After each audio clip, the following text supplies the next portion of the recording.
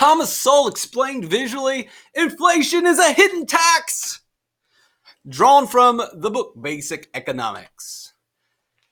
If you don't want to stick around for the entire video, then here is the basic gist of it. Inflation is a hidden tax. We all know that taxes is a way that the government steals your money. Look, if you don't think that taxes is the government stealing your money, then you're probably not the type of person that likes these videos. Inflation is another way that the government steals your money or steals your wealth. We're also going to talk about war. War is very expensive, and the government has two options. Hey, we can pay for this war through taxes, or we can just print a bunch of money to pay for the war. And when you print a bunch of money, you create inflation, and inflation is a hidden tax. It's another way that they steal your money. I'm not going to talk. Yeah, we're going to talk more about that. John Maynard Keynes, first of all, Thomas Sowell is from the Chicago School of Economics, which is at the polar opposite end of the Keynesian view on economics. So when Thomas Sowell is quoting John Maynard Keynes, we know it's getting real. By a continuing process of inflation, governments can confiscate secretly and unobserved an important part of the wealth of their citizens.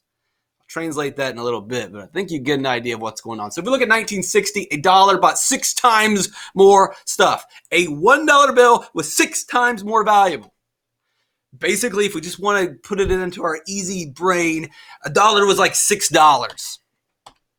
Or a dollar could buy 6 bags of chips, whereas today it only buys 1 bag of chips. 1960, it bought 6 times more stuff. Or you can reverse it and say, today a dollar buys 6 times less stuff. And that's because of inflation, which is the government printing a bunch of money, which causes prices to increase or takes away purchasing power. Again, if we want to look at it another way, 1960, imagine you put $6 in the bank, and then you go back to the bank 60 years later for whatever reason, and then you get $1 out. Now, it's a bit of an exaggeration, but I'm just trying to give you the idea of what's happening with inflation. Or from Thomas Sowell saying that the buying power of the dollar is 6 times less. So this is just a graphic representation of the buying power is 6 times less. Now, yes, I know if you went to the bank, they're going to give you $6, but it's just easier to represent that way.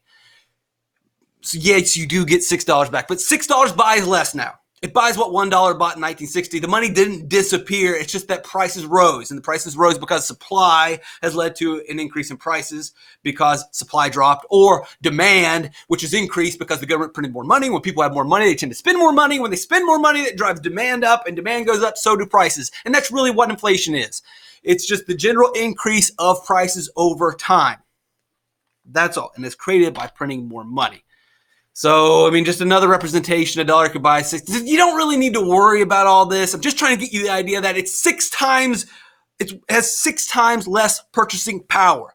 That's all you really need to know. 1962 to today, a dollar has less purchasing power, and that's because they've printed too much money. Buy 6 times less stuff. The purchasing power. Now, don't get hung up on the numbers, because you start thinking about 6 bags of chips, and if I had $1, then I have $1. Don't get hung up on that. It'll drive you crazy. Just know, because of inflation, prices have gone up, or you can look at it as the purchasing power of the dollar has decreased. It's the same thing. Both of those are the same thing. But don't get hung up on the numbers of, well, if I had that money then and I got this, then that. Stop. Just know that, 1, prices have gone up. That's inflation. The general rise in prices because they printed more money. That created more demand, and more demand drives the prices up. Or that you can just look at it as the dollar buys less. It's the same thing. So I'm not going to spend any more time on that. What I really want to talk about is inflation as a hidden tax. Not so much on what inflation is. There's another video where we talk about inflation where Thomas Sowell, in one paragraph, knocks it out of the park. Today I want to talk about is inflation is a hidden tax.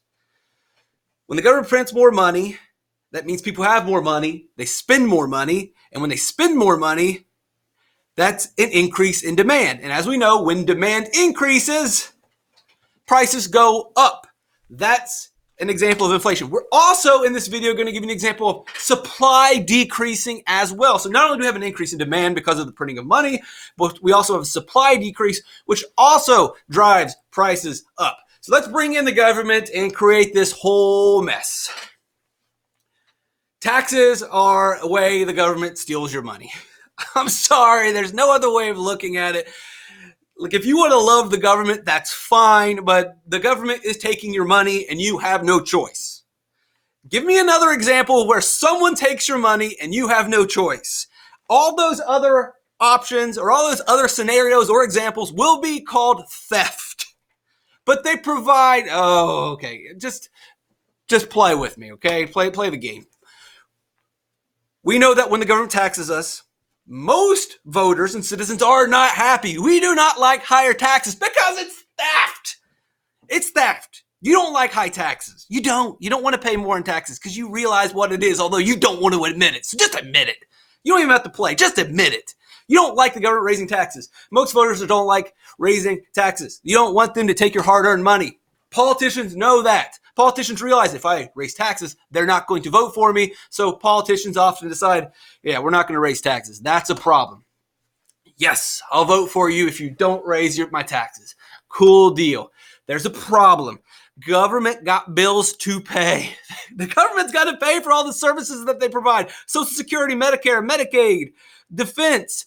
They have to pay for these services that they have promised you. And if they're not going to tax you, where will they get this money? Where can they get the money to pay for all of these services? They can't tax you because then they won't get voted. But they've got to pay for all these services. So what they do is print money, and this is a hidden tax. This is a way that they also confiscate your money to pay for the services. We don't think about it this way. We don't. We don't comprehend this. They know what they're doing. They are lying to us. This is a secret tax they use to pay for all these goods and services. Today, we'll focus mainly on defense, not to pick on defense, but this is a big issue. This is a very big expense. This is something that they've had to pay for, and they've paid for it by secretly stealing your money. War is expensive. John Maynard Keynes again. Sowell must be getting serious if he's quoting the enemy. There is no record of a prolonged war or a great societal upheaval which has not been accompanied by a change in the legal tender.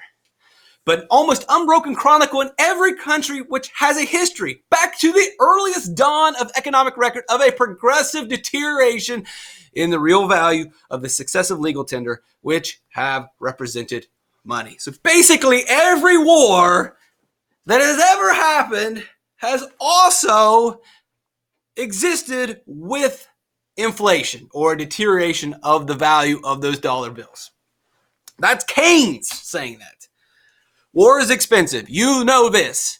And taxes seem like the best way to pay for it, or at least the most honest way to pay for a war. But hey, who's ever accused the government and our politicians of being honest? So the other way of paying for the high expense of a war is, well, let's just print off a bunch of money, and that way we can buy the bombs, and we can buy the guns, and we can buy the tanks. And the public, those rubes, will never know the difference. They'll never really know that we're stealing money from them to pay for this war. Yep, that's the plan. And that has been the plan for the last 60 years. How do you think we're paying for these wars without raising taxes to an alarming rate? Because if they raise the taxes to an exorbitant number, you would say, hey, maybe we should stop fighting the wars. But when they don't raise the taxes and they secretly tax you, then you've got a lot of Americans like, well, I guess we can fight the war. It seems like we can afford it. So when we have a war, 50%, and this is from Thomas Sowell, the example he gives, so 50% of the nation's output is going to go to the war. 50% of our factories, 50% of the resources will go to tanks, will go to food, will go to clothing. You name it, the different items that will go towards, so we're redirecting national resources and factories towards financing and producing the war. What we could do as a reasonable, rational, and honest government is raise taxes 50%. Take that money, use that money to buy the tanks, to buy the missiles, to buy the giant $2 billion drones, whatever we need. You take the money from the people, you literally steal it from their pocket through taxes, take that money and pay for the war. That's the honest way of doing it. But of course, that's not the way that we do business in the American government, because if people realized that was what was going on, we would stop paying for the wars. We would vote for different people that would no longer do this. If you made us pay and made us know that we were paying for the war, we would think twice about fighting the war. That's not what happens. So the government realizes, well, we really need this war thing to happen. And we know that taxing the people isn't an option. So let's just print a bunch of money. And we're going to show you how This is the same thing as taxing. They are taking your money just in a different way by printing more money and then spending that printed money on the war machine. They're taking your money. So 50% of output is going to go to the war. 50% of our resources in the country, our gross domestic products, will go toward the war. The rest will go to the people. Your groceries, your car, if you're lucky enough to have one during wartime. And just common sense here shows you that, well, if half of our resources are going to the war, then only half are going to the people. We have decreased supply because we diverted supply. Before, all the resources went to the public. 100% during peacetime go to the public, to our groceries, to our cars, to our homes, going down to the hammers, to the nails, to the clothing, to the jeans that we wear. Everything went to us. Now we've had to divert the resources towards the war, and only half are going to the people. So we have now decreased supply. Resources have become scarce. So we've decreased supply. But at the same time of decreasing supply during wartime, we have also increased the amount of money. We're printing more money to pay for the war. So we've decreased supply that drives prices up.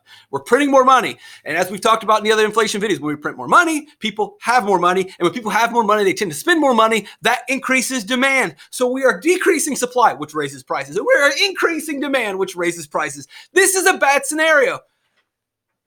So we have a limited amount of resources. We have a scarce supply of resources. And we have people who have a lot of money because we printed it, and we've created auctions. We've created bidding wars on that finite supply of resources, which drives prices up. You have a limited supply of goods. You have a lot of people now with money and are capable to bid against each other for these goods, and that drives prices up, which basically is inflation. Inflation is the general rise in prices. And the government creates this by printing money. They're driving prices up. Now, in your head, in your brain, we often do not connect the rise in prices with the government's taking your money, right? We just see, well, inflation's just prices go up, the dollar just doesn't buy what it used to. But you have to take that next step. The government has created a policy that has driven prices up. What driving prices up really means is you can buy less. You can buy less than you used to. Your dollar yesterday does not buy what it used to. Today, you cannot buy what you used to yesterday. And that's because of a government policy that's driven prices up. When prices go up, your dollar in the bank, it doesn't buy what it used to. You can no longer afford what you used to afford. You no longer can buy what you used to be able to buy because of government policy. It's the same thing as if I've got $1 in my pocket and the government takes half of it through taxes, well, yeah, I can only buy half of what I could buy before the government came in, right? Let's rewind it. I got $100 in my pocket. Oh, the government taxes me. I only have $50. So now I can only buy $50 worth of goods. Whereas before the government taxed me, I could buy $100. They took $50 from me. Inflation is the same thing. You have $100 in your pocket. The government prints money, creates inflation, creates a rise in prices. So although I still have $100 in my pocket, I really cannot buy what I used to be able to buy because let's say I wanted to go buy a $100 cell phone, which is probably the worst phone ever, but whatever. Well, that $100 cell phone now is $150 because of inflation. The prices have increased. So I can no longer buy the phone that I used to be able to buy. And it's because of the government policy. So in a sense, they have stolen my wealth again. Let's look at it this way. 1960. Remember, $1 could buy 6 times more stuff, or $1 buys 6 times less stuff. Imagine you put $600,000 in the bank in 1960, and then you go back to the bank 60 years later, after the government has continued to print money and print money and print money because they're funding war after war after war, because they don't have the guts or the honesty or the decency to tell you that, yeah, we need to tax you to pay for this war. Instead of doing that, they just print more money to pay for the war. And so they've secretly, slowly but surely over time, stolen that money from you. Basically, they've stolen your purchasing power. You will still go to the bank and take $600,000 out of the bank in 2019, but that $600,000 will not buy what it used to buy. It buys less because the government has slowly but surely taken the wealth from you. Instead of having the honesty to just say, give me half your paycheck, they say, well, no, you can keep all your money. But over here, we're secretly printing a bunch of money. So that paycheck that you see, it's not really worth what you think it is. Actually, that $600,000, you really only have $100,000. 6 times less stuff. We started the lesson saying here, because of inflation, a dollar buys 6 times less than it used to. So basically, if you put $600,000, you have 6 times less purchasing power today. The government has robbed you of $500,000. They have robbed you of this wealth. It's a tax. Wake up. And not just to pick on war. We could also just pick on politicians, Medicare, Medicaid, you name the social service. If the government cannot afford to provide the service through taxes, then maybe they need to cut the service. And this is definitely a prescient topic considering where we are headed in the 2020 election with all the promises of free healthcare and free college. Sure, look, if the government wants to provide those services, free college and free healthcare, then they need to make sure that they can support it through taxes and have the decency and the honesty to raise the taxes to pay for the services that they're providing. But they should not pay for services while secretly taxing us by just printing more money. But that's what they're going to do, according to Thomas Sowell and basic economics, because that's what they've done, and that's what governments have done throughout time. By continuing the process of inflation, governments can confiscate secretly and unobserved an important part of the wealth of their citizens. This is John Maynard Keynes saying, the government is stealing your money. It makes taxes look honest. It makes us prefer taxing. Please, just tax me. Just take my money. Stick the gun in my face and take the money out of my wallet. But don't secretly print the money. And then I realize one day, yeah, all that money I saved over my entire life so that I could retire, it doesn't buy anything anymore. Imagine you are 70 years old. You've saved your money your whole life. And then you have found today that, guess what? All that money that I've saved, it's almost worthless. It's definitely worth less, but it's almost worthless. Let's give you, well, before we get to the extreme example, inflation is a hidden tax. The money that people have saved is robbed of part of its purchasing power, which is quietly transferred to the government that issues new money. The government quietly and secretly steals your money. Now, they're not taking dollars from your bank account, but when they print money, they spend the money on the stuff that they need. And slowly over time, as more and more money is printed, the money that you have in the bank just loses its purchasing power, slowly but surely. It is a hidden tax, and it's a tax on everyone. It's a tax on the poor. It's a tax on the rich. The poor pay this tax through the rise in prices of goods through inflation. So the poor pay this tax by having to spend more on goods. And they desperately can't afford to pay more on jeans, to pay more on healthcare, and to pay more on housing, to pay more on the food at the grocery. But they're forced to pay this tax. The rich pay this tax as well because the money that they put in the bank, it becomes worth less. Their purchasing power goes down. Now, it's not as bad on the wealthy because they can invest the money in stocks and they can invest the money in properties or like a yacht. And as inflation rises, so prices increase, so that yacht increases in value from $200,000 to $300,000. So it doesn't hit the rich as bad. It does hit them, but not as severely. But it definitely hits the poor. This is a bad tax for everyone. It's completely dishonest. That is what inflation is. Let's give you one of the most extreme examples of hyperinflation. Hopefully we're not headed in this route, but let's just show you how bad things get. 1920, 40 Deutschmarks equaled $1. Don't get hung up on the exchange rate. Don't worry about that. You'll understand it here in a second. So if you're like, well, is that good? Is that bad? Don't worry about that right now. What really matters is from 1920 to 1923. In 1920, 40 Deutschmarks exchanged for $1 bill. What do you think the exchange rate was in 1923? After the government started printing more money and more money because the government needed to print money to provide the services that they promised. The government needed money to pay for all these things that it wanted to do. Well, when you print a bunch of money, people spend more money, you increase demand, and demand shoots prices up, and it can be very extreme. That's how extreme. If you're not sure what that number is, I don't blame you. That is 4 trillion. It is such a big number. It doesn't even fit in the graphic I created. I got to rewrite it as a word. That's how bad this number is. 40 to 1 to 4 trillion to 1. We can't even fathom. You can't even imagine how ridiculous that is. I mean, you've seen examples of kids playing with giant blocks of money as toys, right? Where they're stacking the money up. And people say, well, it's not even worth the paper it's printed on. It's almost worth less than the paper it's printed on. And we were upset that, well, 1960, I could get 6 times more stuff. 4 trillion to 40. 4 trillion to 40. And we're upset We feel like, man, the government is stealing my money. I had $600,000. Now I have $100,000. $4 trillion. What is that, like 100 billion less stuff? 100 billion times less stuff it can buy. We were mad about 6. Imagine saying, oh man, the government, I used to be able to buy 199,999,999,960 more stuff. It's unfathomable. Imagine in 1920, you go in the bank like, I'm just going to deposit my $4 trillion, which is really impossible to think that who had 4 trillion Deutschmarks in 1920? But just bear with me for this example.